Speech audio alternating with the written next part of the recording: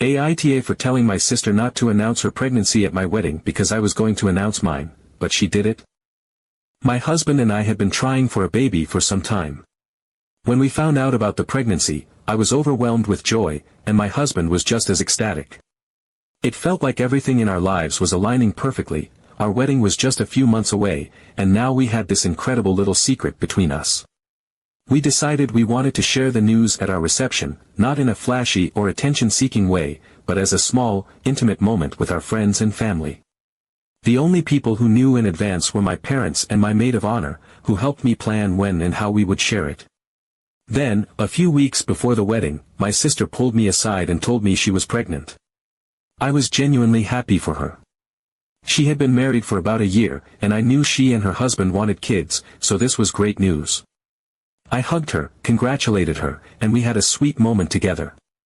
But then, almost too casually, she mentioned that she was planning to announce her pregnancy at my wedding. I remember feeling a sharp pang of unease. I did not want to be selfish, but something about that just felt off.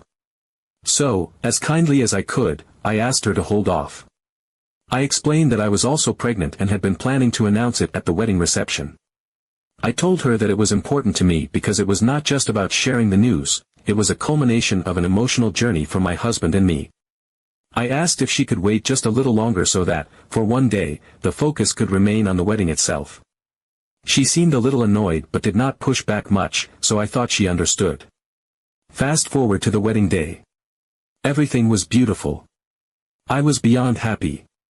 The ceremony went perfectly, the reception was full of love and laughter, and I was finally starting to relax and enjoy the night. As the speeches wrapped up, I felt this little flutter of excitement, knowing that soon my husband and I would share our special news with everyone.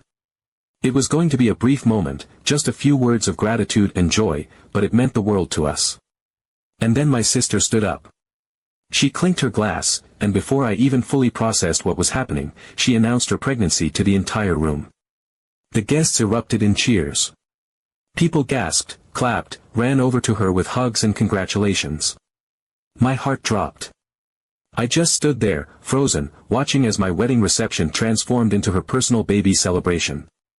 I saw my husband's face fall, saw my maid of honor glance at me with wide, shocked eyes, saw my mother shift uncomfortably in her seat. I cannot even describe what I felt in that moment. It was like the air had been sucked out of the room.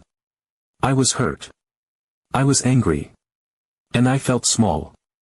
This was supposed to be our moment, but suddenly, I felt like I was in the background of my own wedding. I did not say anything right away. What could I say? Any attempt to redirect the attention back to us would have looked petty, like I was trying to compete with her. So I swallowed it. I smiled through it. And when the moment to announce my pregnancy came, I let it go. It just felt wrong. I knew if I said something then, it would not be the joyous surprise we had envisioned, it would just seem like an afterthought, a way to steal the spotlight back from my sister. Later in the night, when I finally pulled her aside and asked her why she had done it, she acted like I was making a big deal out of nothing.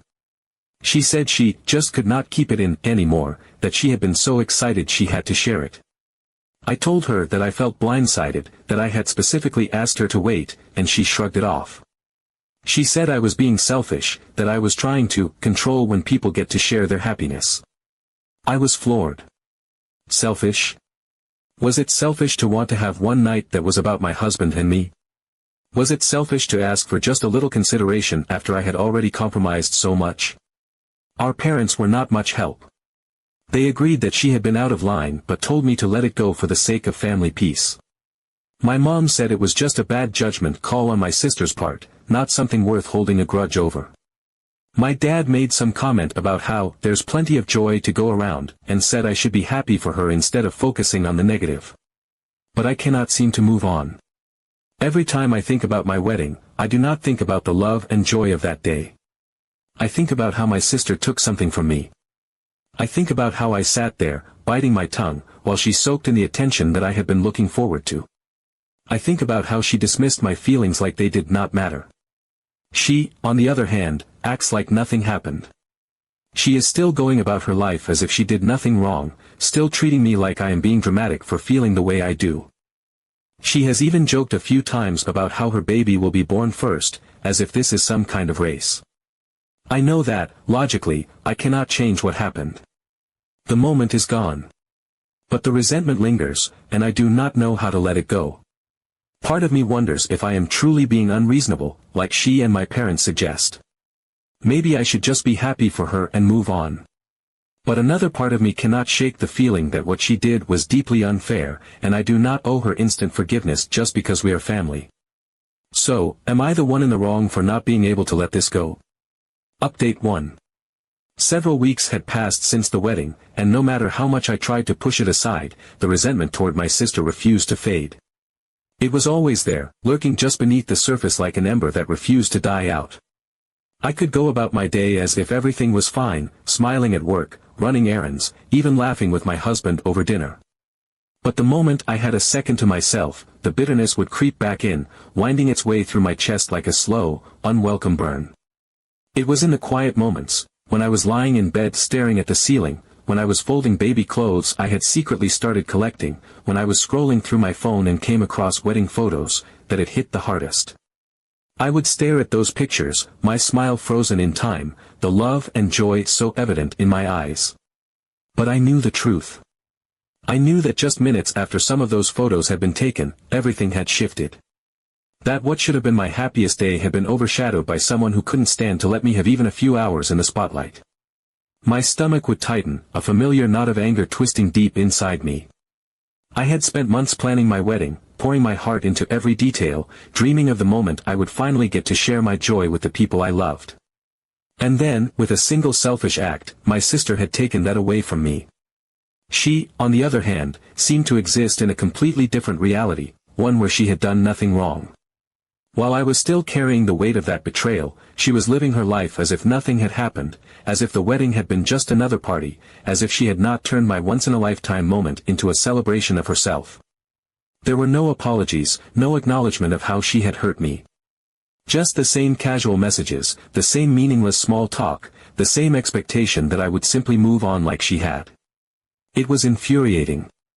And then one evening, just as I had settled into the couch with my husband, my phone buzzed. I almost ignored it, not in the mood to deal with whatever mundane update she had decided to send me, but something about seeing her name flash across my screen made my irritation flare up all over again. With a sigh, I picked up my phone and opened the message. I want to gather everyone at our house for a family dinner. Come, it will be cozy. I read the words over twice, a strange, uneasy feeling creeping up my spine.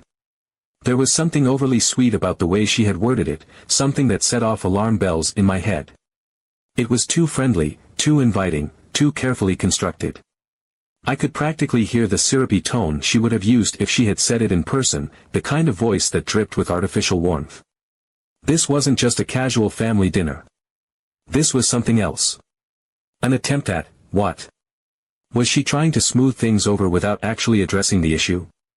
Did she think that by simply inviting me over for a meal, everything would magically be fine? That I would sit there, smile politely, and pretend like I wasn't still carrying the resentment of what she had done? I stared at my phone, my thumb hovering over the screen. My husband, who had been flipping through the TV channels, glanced over at me. He must have noticed the way my shoulders had tensed because he raised an eyebrow. What's wrong? I let out a short laugh, though there was no humor in it, and read the message out loud to him, my voice dripping with suspicion. He didn't even hesitate before shaking his head, letting out a low chuckle.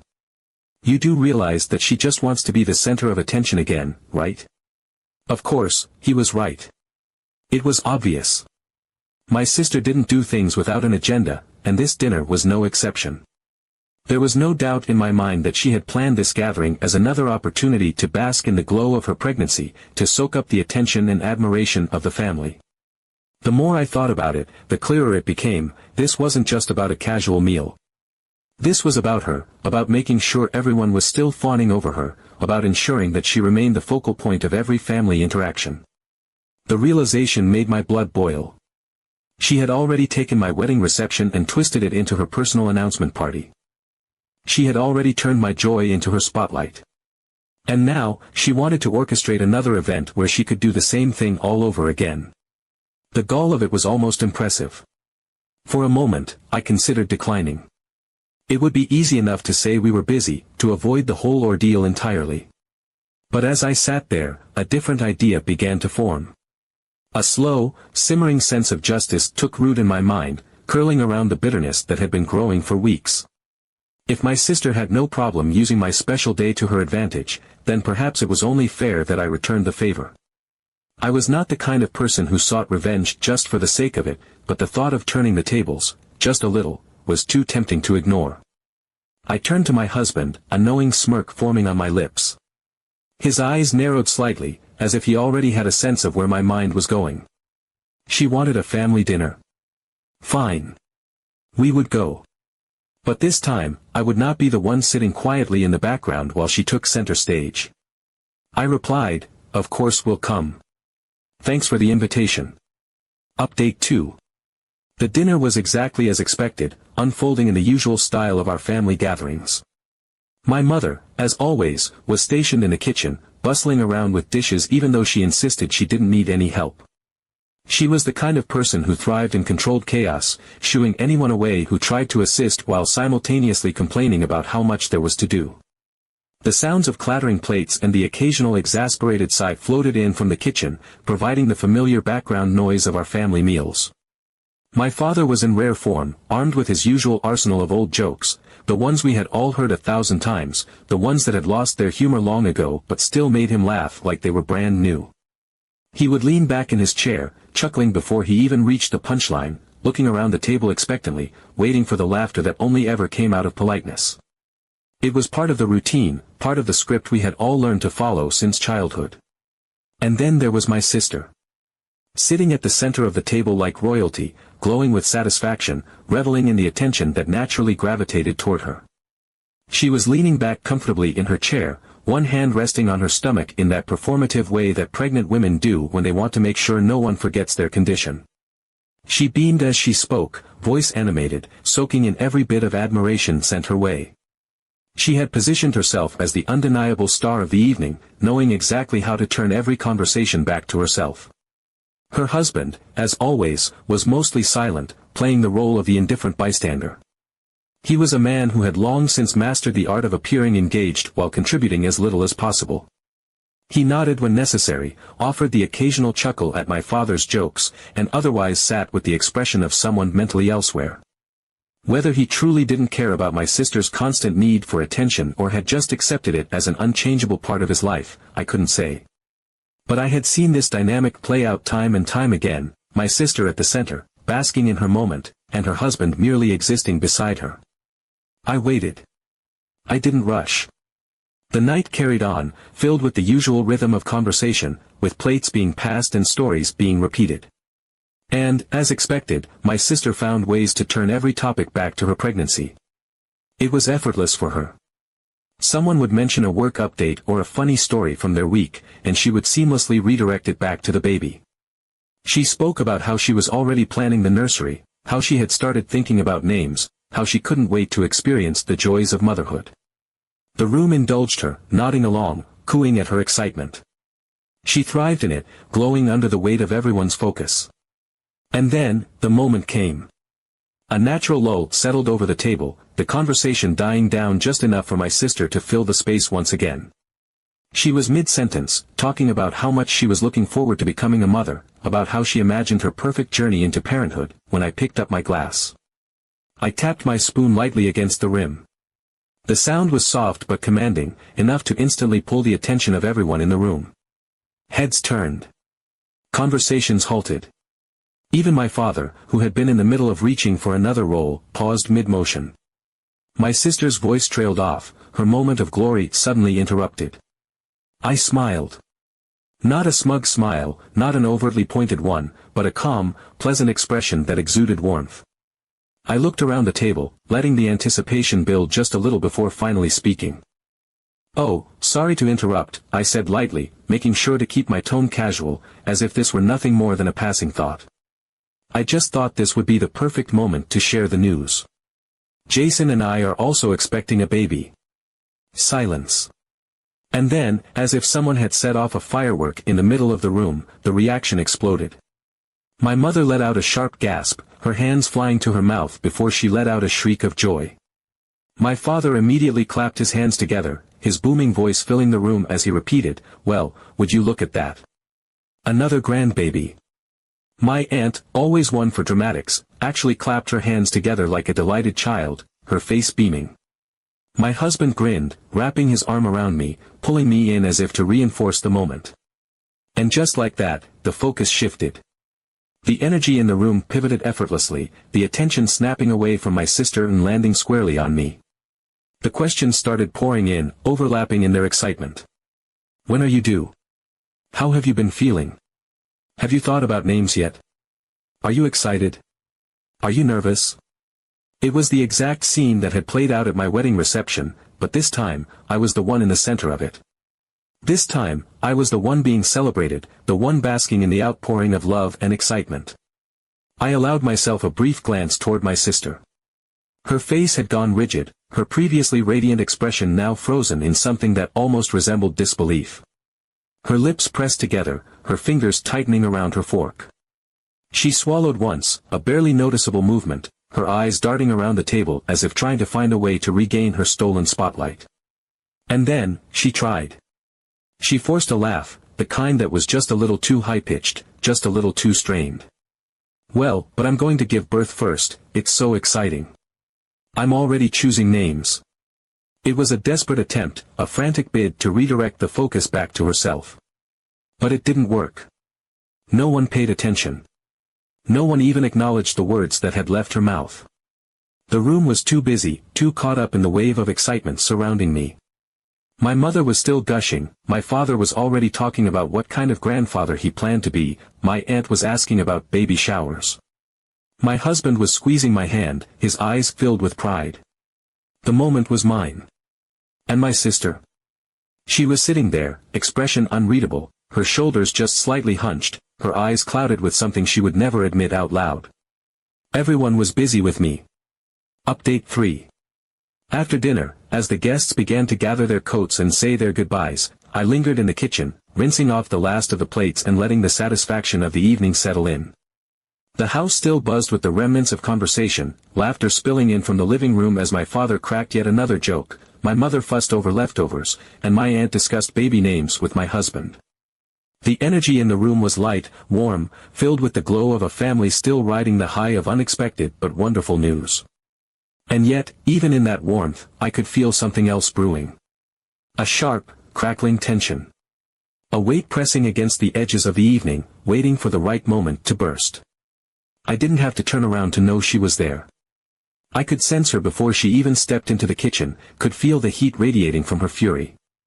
And then, just as I expected, she was there, standing beside me, eyes burning, hands clenched so tightly into fists that her knuckles turned white. Her breath was measured but ragged, controlled but seething, like she was doing everything in her power to keep from screaming. "Are you serious?" she hissed through gritted teeth, voice low enough that no one else could hear but sharp enough to cut through the air between us. "You really announced your pregnancy at my dinner? It was my celebration, and you decided to steal my moment?" Her anger was like a force of nature, pressing against me, demanding a reaction. And yet, I only felt calm. A slow, settling satisfaction coiled inside me, the quiet kind of victory that tasted far sweeter than I had anticipated.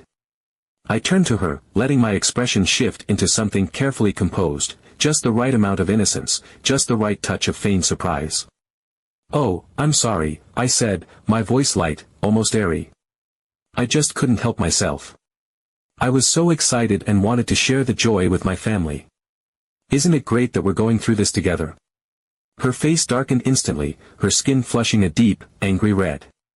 Her eyes narrowed, her lips twisting into a sneer. The frustration, the disbelief, the sheer outrage, it was all there, plain as day. "It's not the same, and you know it," she snapped, her voice shaking with barely contained rage. "You did it on purpose to overshadow me." I tilted my head slightly, considering her words as if they were some grand revelation, as if I hadn't already known that, hadn't planned it from the very start. Then, slowly, deliberately, I smiled. A small, knowing smile. "Oh," I said, keeping my tone light, almost amused. "So you're saying it feels terrible when someone steals your moment?" The shift was immediate. A flicker of realization crossed her face, the moment where my words sank in, where the weight of what I had just said hit her squarely in the chest. She wanted to argue, wanted to throw something back at me, but there was nothing to say. She knew. She knew exactly what had happened. She knew exactly why I had done it. Her lips pressed together into a tight, thin line, her jaw clenching so hard I could almost hear her teeth grinding. Her fingers curled into even tighter fists at her sides, her entire body vibrating with unspent rage. And yet, she said nothing. For the first time since my wedding, I wasn't the one standing there, swallowing back my emotions while someone else basked in the spotlight. For the first time, I wasn't the one being told to just let it go, while someone else took what was meant to be mine. No, this time, it was her. This time, she was the one standing there, seething, while the celebration happened without her. This was my moment of triumph. It wasn't about revenge, not really. It wasn't about some petty game or childish competition. It was about balance. About fairness. About making sure she understood exactly what it felt like to have something stolen from you, to have a moment that was meant to be yours suddenly ripped away without a second thought. Somewhere deep inside, I felt something shift. The resentment that had been burning inside me for weeks, the bitterness that had twisted itself around my memories of my wedding, it loosened. It faded. It no longer felt like a wound that refused to heal, like a weight I had to carry. Because now, she knew. Now, she had felt it too. And while I knew it wouldn't change her, wouldn't make her suddenly understand all the ways she had hurt me in the past, it was enough. For the first time since that night, I didn't feel wronged. I didn't feel small. I didn't feel like I had been pushed aside for someone else's spotlight. Because now, the roles were reversed. And I knew now, she felt exactly the same way I had.